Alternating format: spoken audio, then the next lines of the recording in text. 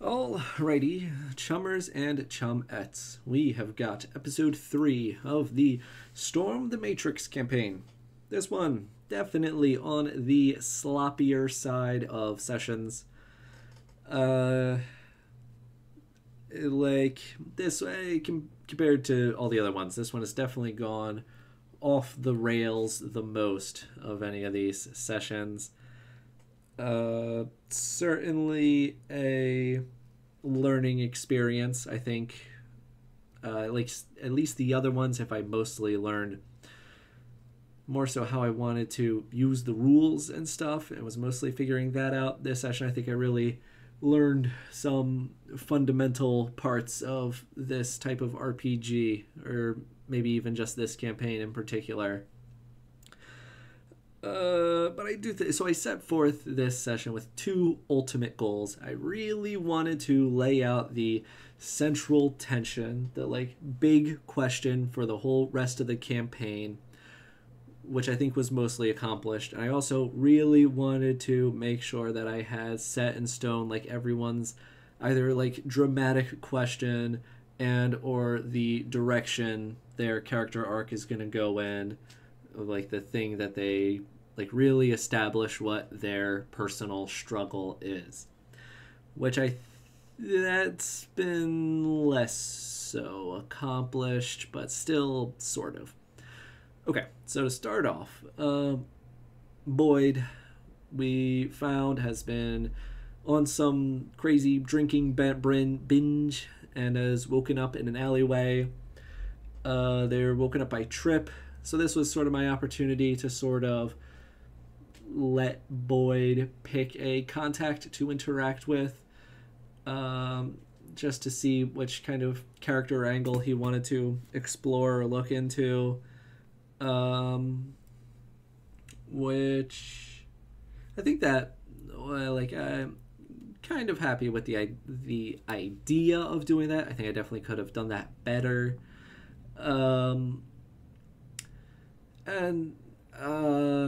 I could have probably done a little bit more of a setup and like have this comeback of him having multiple runs in with different things that have come up while out on this drinking binge this session, but it kind of just left my mind. There was at least a little bit of a setup and payoff with him drunkenly losing his motorcycle somewhere, and then Ed finding it later in this session, crashed into a store. Okay, so speaking of Ed, their character struggle, I think, has been pretty much strongly established last session. Their whole to daughter of Anara or to not daughter of Anara.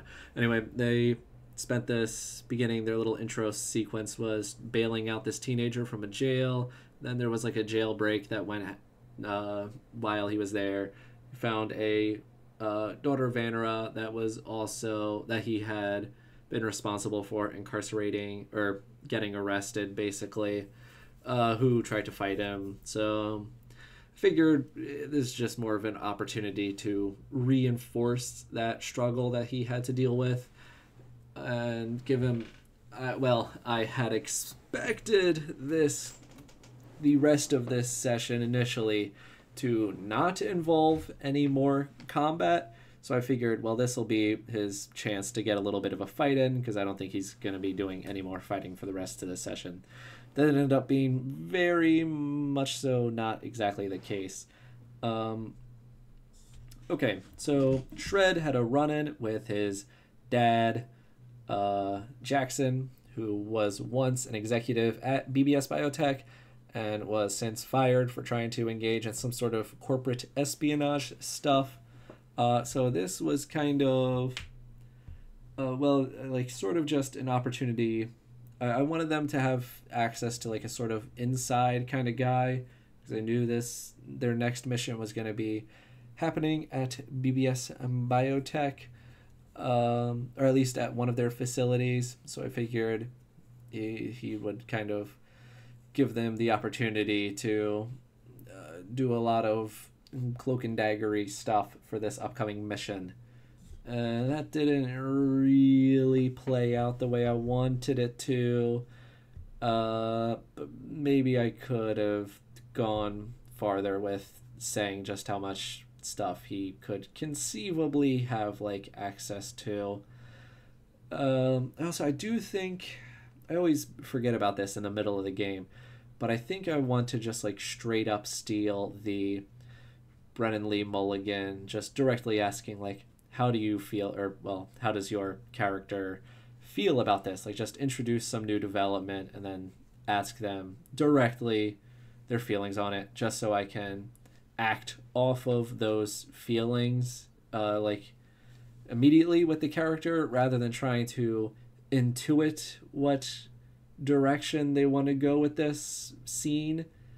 And also, I think just asking them like, how do you feel about this, can also just get them in the right mindset of like, well, this is exactly how my character is feeling about this situation. So, gives them more of a reason to think from that perspective. And yeah, it gives me a reason to actually, it gives me even the ability to immediately act off of what they are going for, rather than just trying to figure out what kind of direction they might be trying to take this scene.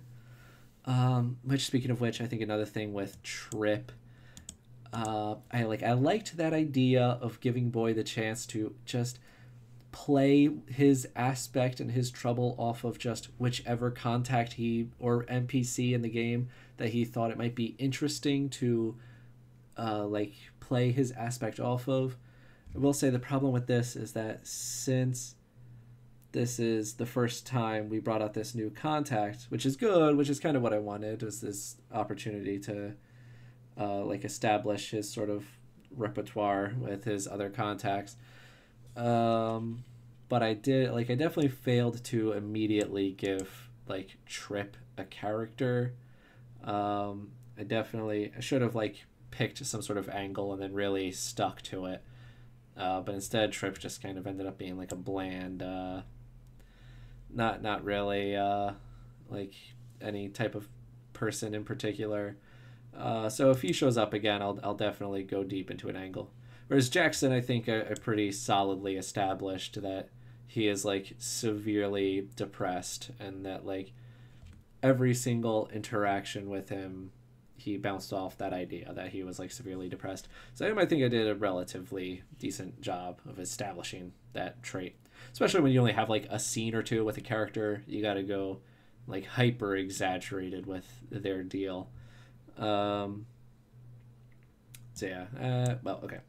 And Steam was invited to be initiated into the organization of We Are, which he had basically said that, well, once you have my cousin situation figured out, then we can get moving on with this whole me joining your group, which totally fair. I will say what I had in mind was that the We Are initiation was going to involve getting a transplant, like a neural implant, cyberware that was going to basically allow for some Tron-y shenanigans where you sort of like project yourself into like the meta plane, and then this was going to be his opportunity to like hang out with all the other members of We Are as they are all in this like metaverse place. But then it was going to come at the cost of like, well, now that you're like linked into like their hive mind, and you might now get like influenced by that every once in a while. And okay, so then for the mission proper, they are asked by their Hundanites, the gang that they are living under the control of, Grugnug, the ogre head chief, the chief of the Hundanites, hanging out at the Phoenix Claw Fight Club, and he basically asks them to find a virus from BBS Biotech so that he can do some horrible terrorist nonsense. And they accept on the condition that the Hundanites no longer ask for their like tribute or whatever you call it for staying in their area, which they agree to. They also get two of his sons, half ogres, like as bodyguards, which it didn't really come up all too much, but I'm sure that that will come back at some point in the future. Okay, so yeah, they head to the. So okay, I will say I was initially, uh, since last session was so deep into the like combat-y angle, I was gonna really try to make this session all in on the like espionage, manipulation, deception angle, because I figured like the characters that was their deal didn't really get a chance to do that yet, so this was going to be the session for them. Um, so Boyd and Ed both like disguise themselves as scientists to come in as scabs. Oh yeah, here. So there was a like a union like strike of scientists against like working conditions. So yeah, Boyd and Ed were gonna be scabs that would come into work, and then Ed and Shred and the half orc, half ogre bodyguards were going to come in and say that they were security, which that one goes totally fine. But then the whole coming in as scabs plan just like totally fell through. It was quite blundered. So then the um, basically they spun in circles for a while, and eventually Ed just walked up to one of the security guards, cordoning off the strikers from the facility, and he just shot one of them in the head. And then this just turned into a full-on massacre where all the security guards just start slaughtering all the strikers.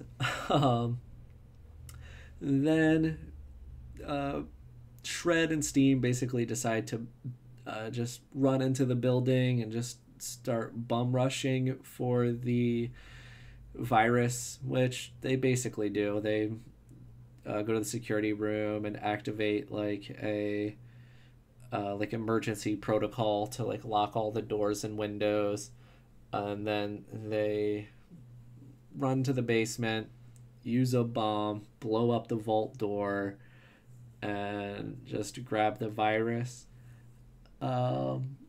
Which initially I was gonna have. Well, okay. Originally I had a bunch of various like rooms prepared, and then there was going to be a sort of like Doom key scenario going on where it's like, well, you have to go to this room first, and then if you go to this room, then you can go to this room, and once you get what you need from this room, then you can go to this other room. And there were going to be some various little encounters for each of those rooms. But and yeah, and eventually they were going to get to the manager who had like the decryption key that would allow them to actually open up this vault. um Full on like Payday 2 big bank heist or whatever. That just like immediately and totally fell through.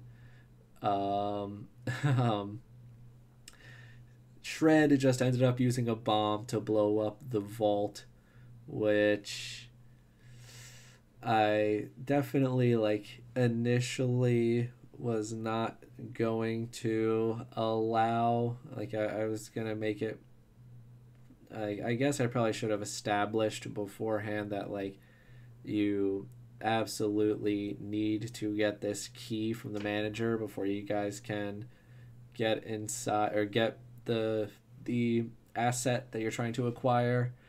But I just kept that all as like hidden information that I was gonna like reveal as the mission went on. That should have been something that I just like immediately gave them though. So definitely a lesson learned for next time. But yeah, so they were just already here, so I was like, all right, yeah, I get, yeah, you guys just blow it up, because I don't see where else this is gonna go. Um, so yeah, they do that. They acquire the virus, and at this time, Boyd and Ed are outside. The police start coming, and as the police are coming, Bernie Bees show up, the gang, and they just start killing police. And they effectively, yeah, they take their shaman gets some vines and crashes the police chopper into the roof of the building. This gives uh, Shred and Ed an escape route to leave. And then just like a full-on firefight between the Bernie Bees and like the police breaks out, and everyone else escapes. Which yeah, they successfully do. Uh, they take the big pox. There is a moment where Boyd almost switches it out for a decoy, a fake, but Steam ends up stopping him from doing that. So they give the virus to this ogre who, yeah, just instantly uses it and is now starting this massive plague. And he first gives the players each a vaccine. Ed chooses not to immediately use his and is going to take his, give it to a scientist, specifically Kenjamin, to try to like reverse engineer so that he can save the entire community of Elftown. Everyone else just takes their vaccine, so they're like pretty much safe from it. And now this was not the central tension, this whole plague thing. That's just sort of a secondary backup. Well, not backup, but like just like a secondary sort of B plot thing going on.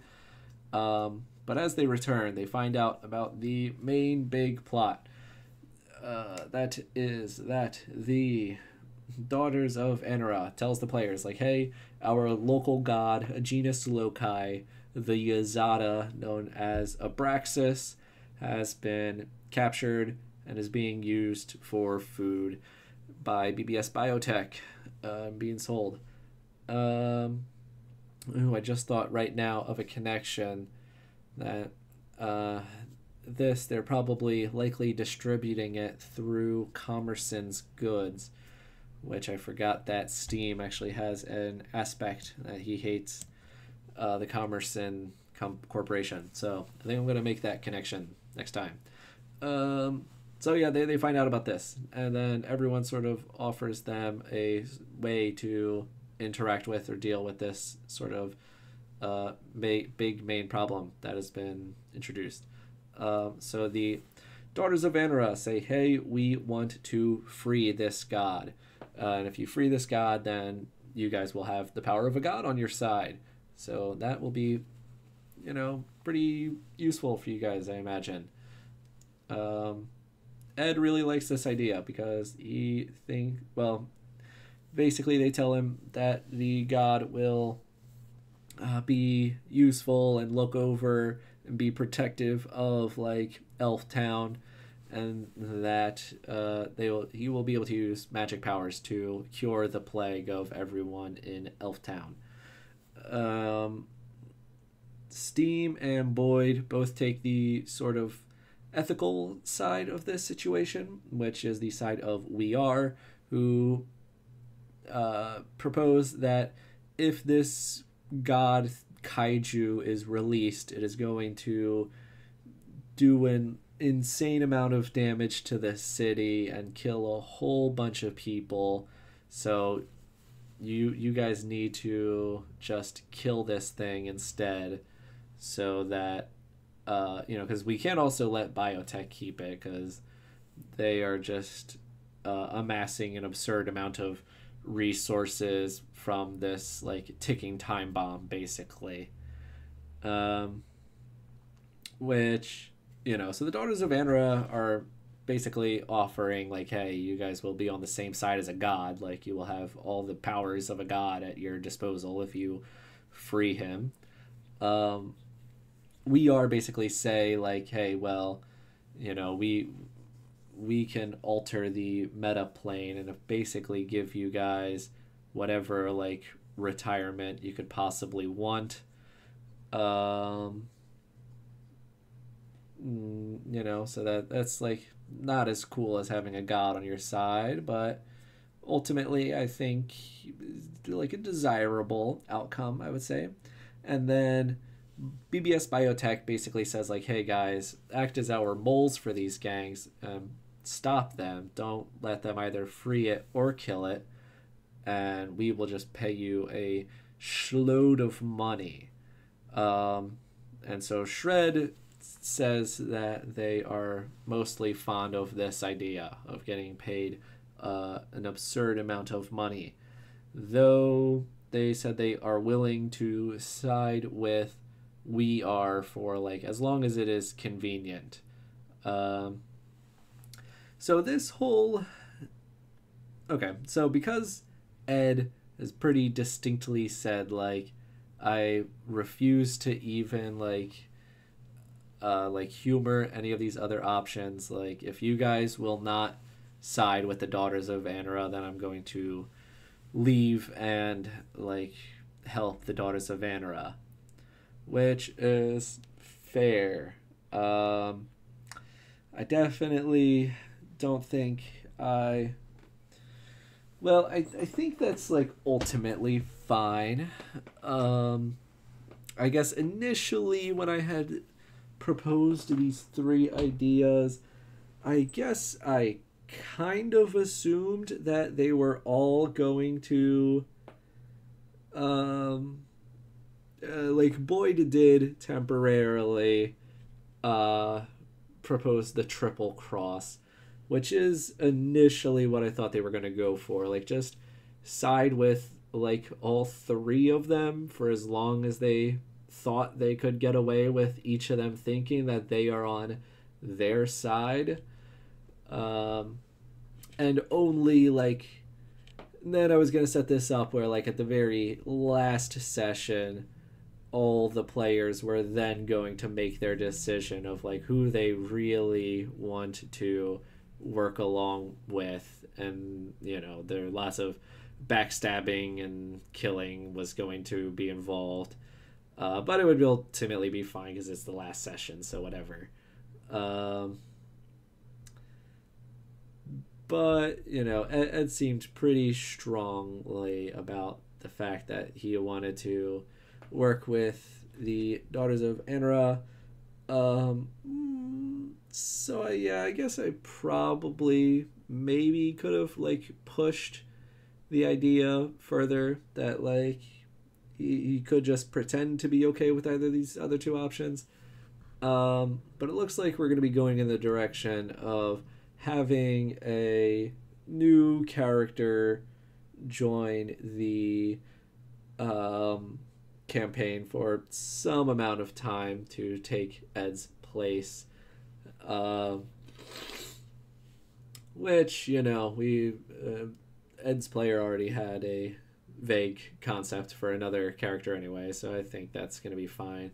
And also Ed, I think, had the honestly with this decision like pretty much like wrapped up their character arc anyway, because the whole dramatic question was of like, do you side, are you willing to side with the Daughters of Anara to help your community? And that was going to be the back and forth struggle to work with, and you pretty much distinctly clearly said like, yes, I will work with the Daughters of Anara to do this. So I guess there could be the question of like, well, does this decision pay off for you?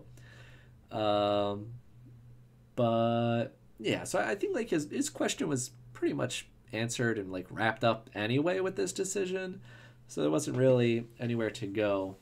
But I'm my plan, I think Ed is gonna like come back at some point during the last session for sure. And I think like campaign scale time wise, I'm thinking, so we're 3 sessions in. If I were a professional dungeon master, if I were a master at this, I think I could have established this central tension and everyone's sort of dramatic question by session 1, which would have been ideal, but it's an RPG. Things don't always go the way you want. Well, not even that. Sometimes, it's whatever. Anyway, so this took 3 sessions. Now I think next somewhere between like 1 to 3-ish sessions, maybe 2 to 3 sessions. Now that we have kind of like established what everyone's problem is, now we've got all the like ingredients in the pan. We can really let them get to know each other now. Now we can see how everyone's different like struggle sort of lines up with each other, and like how those interact with each other. I'm gonna try to generally not start introducing new like NPCs and factions at this point. Now like all the pieces on the stage are set. Now it's just about seeing how these different things like are gonna play along and like reinforce each other and like develop alongside each other. The first 3 sessions, lots and lots of new stuff coming up every single time. I think just dial back the speed a little bit, give things room to breathe and grow. Now, obviously, with this Ed development, we're gonna have a new replacement character for him, so that's why I said I didn't really accomplish all my ultimate goals of getting everyone a really strong, making sure they all have their character arc set for the rest of the campaign. Because now I know next session we're gonna have to introduce a new character, and we're gonna have to establish what their character arc is gonna be. But because of that reason, I think I'm gonna really try to not start adding any new like loose ends to have to be tied up by the end of the campaign. Oh yeah, another note here was when the Burning Bees like showed up and started fighting the cops. They had basically asked like Shred and Steam like, okay, well maybe I could have made this a little more clear, but I was basically stealing the Measurehead encounter where they said like, hey, like we will continue to help you guys if you basically agree to if you guys like just like prove yourselves to be true and proper racists in favor of the half orcs, and if you don't, then we are not going to help you guys out in this situation. Which this was going to be some opportunity to hopefully show some sort of clash of interest between Steam and Shred, where Steam has this aspect where they are like very protective and pro half orc, super into the half orc cause, and then Shred is like a real half orc hater. So yeah, that I probably didn't do the best way possible, but that's kind of what I was going for with that. Yeah, okay, anyway, so yeah, 2 to 3 sessions, give everything some breathing room, give all the different stories a chance to intertwine. I do think instead of doing like individual like first scenes to introduce things that are going on, I think I'm going to, for the rest of the campaign, or at least for those next 2 to 3 sessions where I'm just like establishing stuff that has already been, or reinforcing stuff that has already been established, I'm going to do like groups of 2. So maybe like Boyd and Shred would go out and have their scene where they're going out to do a thing together. And then see how their like aspects either clash or synthesize. And so yeah, 2 to 3 sessions of that, and then I'm like about 1 to 2, maybe 2 to 3 sessions of start wrapping up people's like dramatic questions, like start like figuring out once and for all where these like different characters land, and where they either how their aspects have either changed from the end of the campaign since the beginning of the campaign, and or like very directly putting the result of staying true to their aspect is, just start bringing all that stuff to an end, start wrapping those up. And then either as the last session of that or one final session after that, uh, wrap up the whole dramatic, like central tension and figure out the results of that. Um, so yeah, yeah. I don't know if we're necessarily at the halfway point. I'm thinking either like if the whole campaign is going to be a total of either like 6 to 8 sessions. I think yeah, we're nearing the halfway point. I think.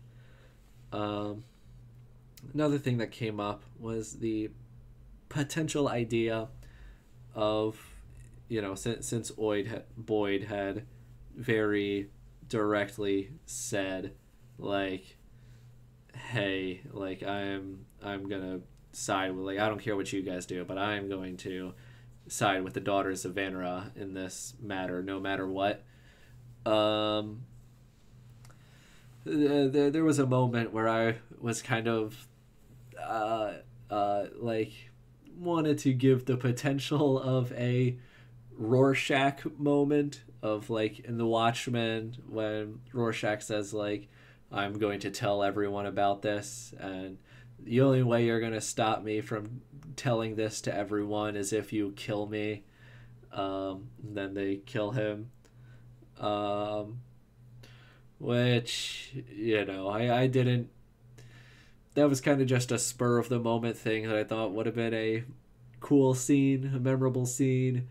But I definitely, in that moment, realized I probably did not really establish at the beginning just how much of a crew based, or like how central to the game that like the idea that this crew sticks together, which definitely made me realize why in Blades in the Dark they say like, hey guys, this game is about the crew being first. It is not about the characters individually. And this is when that really like clicked in my mind. It was like, ah yes, like that very crime genre trope of like people backstabbing each other, you can't really do if it like if everyone still thinks and sees this as like our characters are the only thing that matter, like first and foremost. So yeah, I think if I run this game again, I'll definitely make sure in session 0 to say like, hey guys, like backstabbing is on the table. You guys like it is not impossible that you guys choose to that someone has become a liability and needs to be killed.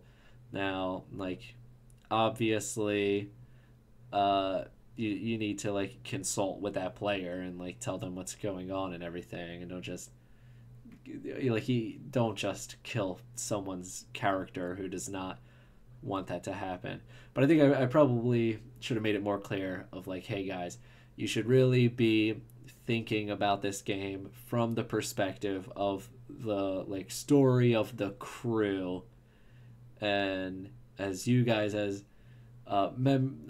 like participants in the crew, and or like as audience members of or spectators of the crew, rather than as each of you guys like being these specific people. But it's whatever. Like this is definitely going to be a good opportunity for a setup for a payoff at the end of the campaign. Um, yeah, so overall, this one, like I definitely could have done a lot of things very different. But I was very happy to hear the amount of like discussion that the introduction of the central tension had created. I was like kind of worried that it was just going to become a thing where these options are laid out before them and then they just decide like, yeah, whatever, let's just go with whatever's easiest or something like that. So I am glad that the like if there was going to be any moment in the game that like caused a member of the crew to walk away, I think like this like city spanning or like this like campaign spanning like city wide potential like matter to be something like I think the gravity of this choice and of this development was really reinforced by the idea that it actually caused like the crew to split up to some extent. I think it really, really brought some like needed like heaviness and like graveness to this sort of question that has just been asked. Okay, so yeah, I think my prediction last episode is going to be true, that this session was going to be sloppy and bad, but it was going to be important. But then next session, that's going to be the real good one. And then it's like downhill from there until the very last session of the campaign where like everything just pops off. And I imagine that'll make those last couple of iffy, not so good sessions like really, really worth it. Okay, all right, that's it. I'll see you later.